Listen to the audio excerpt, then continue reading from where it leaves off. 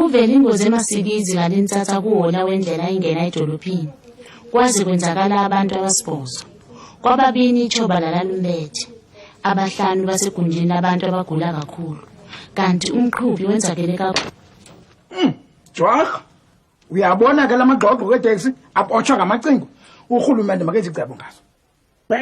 Mfoni abeva ababantu. Sibathembe njani? Eyona nto ibuhlungu ke sibhatala mihla le elekuba sikhwela kwezi teksi. Kodwa uzilungisa doso uzuyibone loo nto. Bako, wandeni? Ndake ndakwelenye yazo nziyamthatha ngenye imini. Ingancancazela ivili ndiwuqala ubafundi nejwaka ndawufika kuloo mntu kanti sisankwankwa uyayanza nje nomgada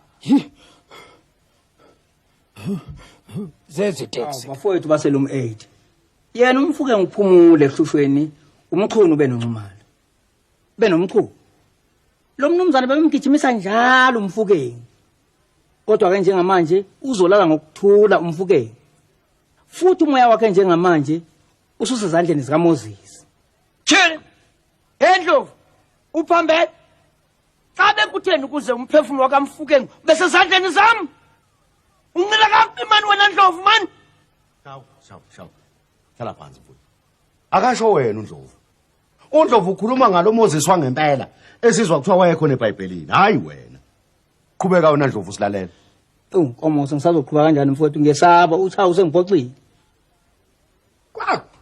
zinkosi ngeziva ndindunundunu ubona nje ndinomingi ngokuba ke asimboni lo muntu kufuneka simthuthuzele phaya chini thiza nqonde yazi lonke ixesha ngithi nenqondo uzokuthuthuzela abafazi wena akuzange uzothuthuzela thina abantu abalilayo abalahlekelweyo nqonde uphampene nawe Takwameva jawe nkosi yam Takwameva ndinequlwana apha ndifuna ke simpeleke ngalo umvilo noxa ngekho ke phaya ndinendawo yam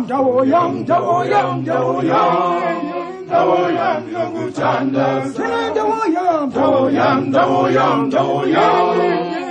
yam yokuthanda